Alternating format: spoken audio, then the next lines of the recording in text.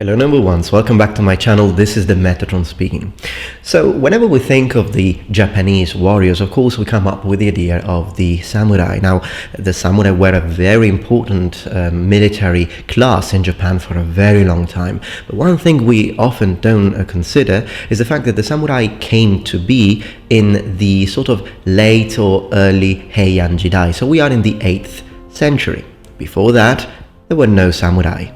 So the question is, what would a pre-samurai era warrior in Japan look like?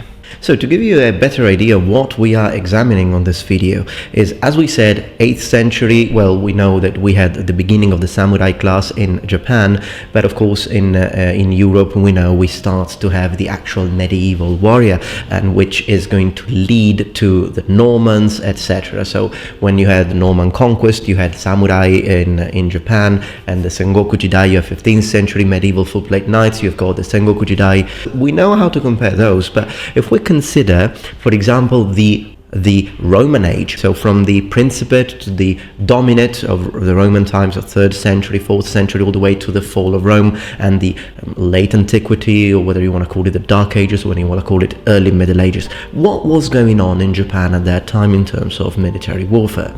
Well, in Japan we have the Kofun period, which goes from the 3rd century, mid-3rd century, to basically the fall of Rome. That's the Japanese Iron Age, and this video will be focused on that together with the preceding Yayoi Jidai. So the aim of this video is to put you in the position of being able to imagine what a Iron Age Japanese warrior, pre-samurai warrior, looked like. Now, before actually getting to the meat and bones of this video, I'd like to take a moment to let you know about my Patreon documentary of this month, which, considering the fact you're interested in Japanese warfare, I think you might like. This month's video will be dedicated to my favorite Japanese Sengoku Jidai warlord, Date Masamune. The video will be talking about Date's history, what he did, battles, and I will also have scenes in full Sengoku Jidai samurai armor, which will be narrated from the perspective of a samurai. Some of these will be narrated in Japanese, others in English. It will give you a double perspective. Half the video, as I always do on these documentaries, will be like this one, so historical education. The other half will be with beautiful scenery, wearing armor, speaking the language, giving subtitles, creating an interesting atmosphere of immersion. I'd like to remind you that if you do support the Metatron's channel content with $1 this month, you will also have access to the previous documentaries, which I don't remove from the site of Patreon, so you can just scroll down and watch the Date Masamune documentary. You can watch the full documentary on European Crusades and the video on the late Roman Empire, army and equipment. I'd like to show you a little anticipation on the sort of work that we did, and after that we'll get back to the video's topic.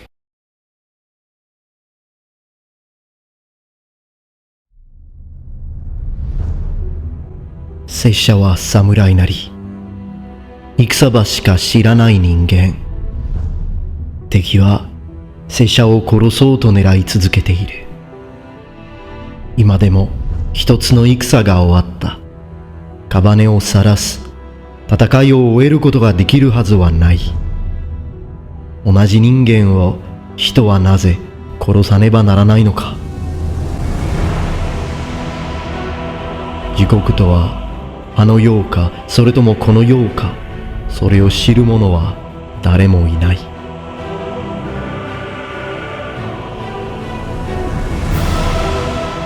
森に光が入り、ここは豊かな国になれるのか。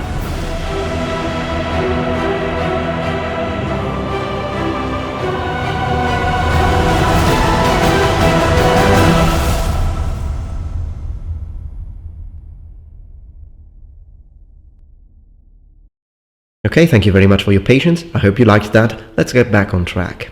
Okay, so when we talk about Yayoi Jidai and when we talk about the Kofun Jidai, we have to keep in mind that we don't have a lot of information, and the reason why I am mostly focusing on Yayoi and Kofun period, and the reason why I'm not going all the way back to the Jomon period or even prehistorical times, because back then the information is completely unavailable. We don't have much, we don't know much about prehistorical Japanese warfare, and you have to consider that the Kofun period is where historiography starts to begin, the actual written history starts to begin. So the Iron Age will be our focus. When we consider the Yayoi Jidai, which is a very important Jidai because of the reforms that it had, the sort of spread of agricultural irrigation and cultivation of rice, there are many things that change in this period, but it's the Kofun Jidai where we start having actual archaeological evidence of the sort of suits of armor and harnesses and helmets and weaponry that the Japanese used before the advent of the samurai.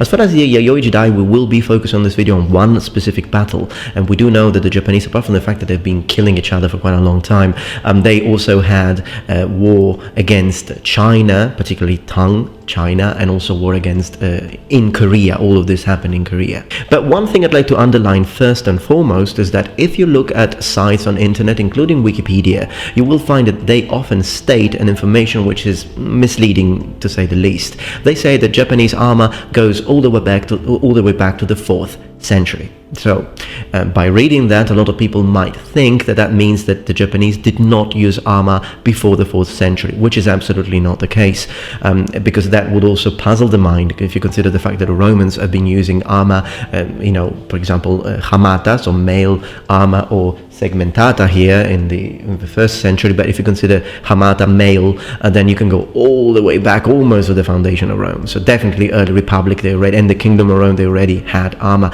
So how can it be that the Japanese only started using armor in the 4th century? No, that's not what they mean. What they mean when they say 4th century is specific Japanese armor, meaning a specifically Japanese style of armor. So before that, we know the Japanese use armor. Even all the way back to the 1st century, we know for a fact that they used armor. The thing is that it wasn't Japanese. It wasn't unique to Japan. In fact, what they were doing is that the Japanese of that period, they were copying Chinese and Korean armor.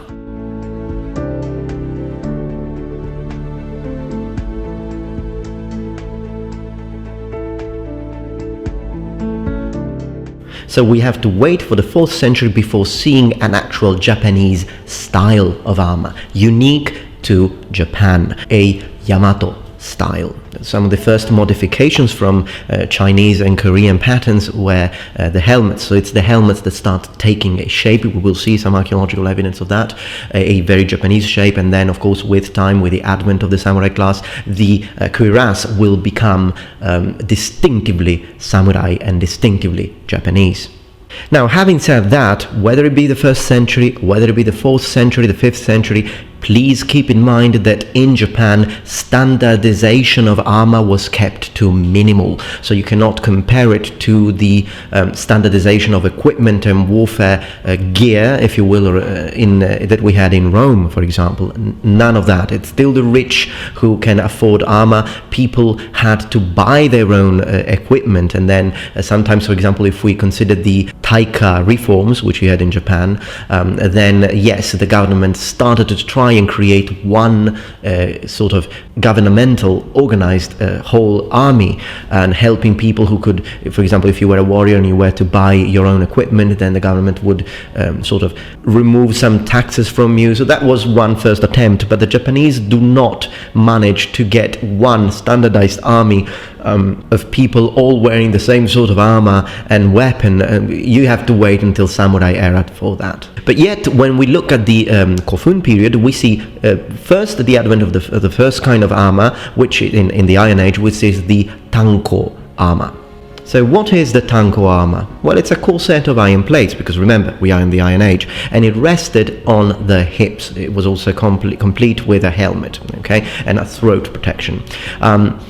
That's not the only kind of Kofun armor that we have. We also have the Keiko armor, which we will talk about in a moment. But the reason why I'd like to underline that Tanko armor was infantry armor, and the reason why I'm underlining this is because the horse is not introduced to Japan until the 4th century. So no cavalry before the 4th century in Japan. And when the horse arrives in Japan, you start to have cavalry units. They're still not samurai, but they are cavalry units. Then that's when the Keiko style of armor, which is basically an armor, still metal armor, but of an intricate scale metal armor, was introduced, and it hung on the shoulders. So it was a different system to that of the Tanko. That is a very interesting factor, because this is the precursor of the samurai armor. So when you look at, for example, the oyoroi of the early Heian Jidai and Muromachi Jidai samurai, and you compare it to the Sengoku Jidai 16th century Tosei Gusoku armor, then what you notice is, first off, the oyoroi hang up from the shoulders, just like the Keiko armor. So it was rather heavy, contrary to what a lot of people think. Whereas if you consider the sort of more agile and the sort of more functional full samurai armor, and which allows the warrior to have more mobility, then you have to wait to the Sengoku Jidai and the Tosei Gusoku armor, where you see a tapered silhouette with the weight resting on both the shoulders and the hips, so the sort of center of balance of the body. Now, another big difference with the advent of the Keiko armor is protection for the legs. Protection for the legs before, when you had the Tanko armor, was non-existent, and the reason is that with infantry, particularly considering the fact that Japanese infantry used shields. Okay, so I've got 2 videos on the usage of shields in Japan. I will put links in the description, of course. But yes, the Japanese did use shields in pre-samurai era, and sometimes also during samurai times, but a lot less common. But in pre-samurai era, shields were typical, and quite big shields as well, even iron shields, and not only wooden shields. And you also had the usage of straight double-edged swords. So again, it was very different from what we imagine now, but the concept of the samurai being cavalry archers, okay, mounted archers, so they couldn't use shields most of the times because they were operating a bow, with some exceptions, and the idea of using curved swords, single-edged, is everything. All of that has to do with the samurai era. Before that, things were very different. But once you start having mounted units, okay, using Keiko armor on top of horses, then the legs are easier when you fight against infantry to attack, right? So rather than hitting a horseman in the head, which is really far from you. So that's why the Japanese start producing the first examples of armor for the legs, which will then in time develop into the samurai armor, keeping in mind that with samurai armor, the first sort of protection that you have is, for a very long time, is the protection of the shin, the greaves. You will have to wait all the way to the, I think it was, I want to say late Muromachi period. I will double check on that. I will have a dedicated video on the evolution of armor, Japanese armor anyways. I've been working on it.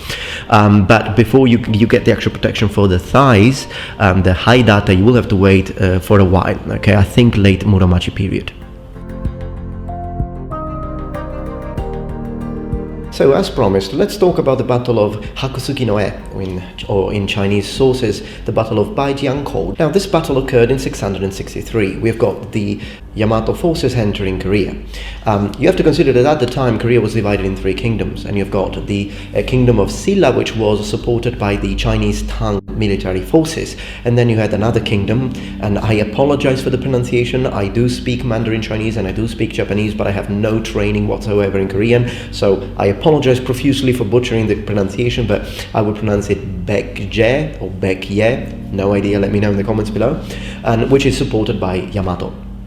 Now, this is a naval battle mostly, although you did have contingents or troops, units of cavalry, for example, from the Tang dynasty and even from Korea.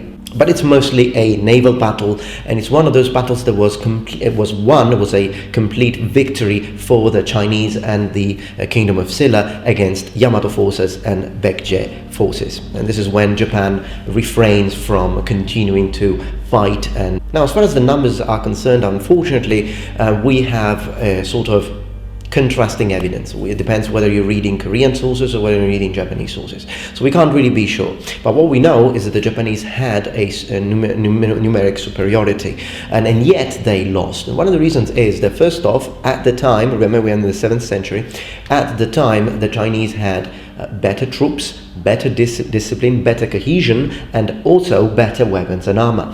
Now, after the battle is finished, we have in Japan a very important military reform, which is the Taika reform. And one of the things that they do is they basically mimic and they copy the Tang dynasty. That's what they did. So they lost against the Tang, let's copy them. It's a very Japanese approach. So what they do is that they imitate and they reformulate the entirety of the government and the society, Tang China, as far as the bureaucracy, philosophy, religion is concerned, and military. So one of the things they try to do in the Taika reform is to raise up an army, as I mentioned before, and the way they do this is that they basically, every person out of 3, or sometimes every man out of 4, has to join the army. Alright, well I hope that you enjoyed this video. If you did, please remember thumbs up and subscribe to my channel for more content from the Metatron. If you're interested in the Yayoi Jedi, in the Kofun Jedi, let me know and I will make dedicated video not only focused on the military aspect, but also focused on the way people lived and perhaps how they built up fortifications. I wish to thank you for your time. I wish to thank specifically the people who support me on Patreon, of course, and all of you for all you do for this channel. And remember, the Metatron has spread his wings. Goodbye.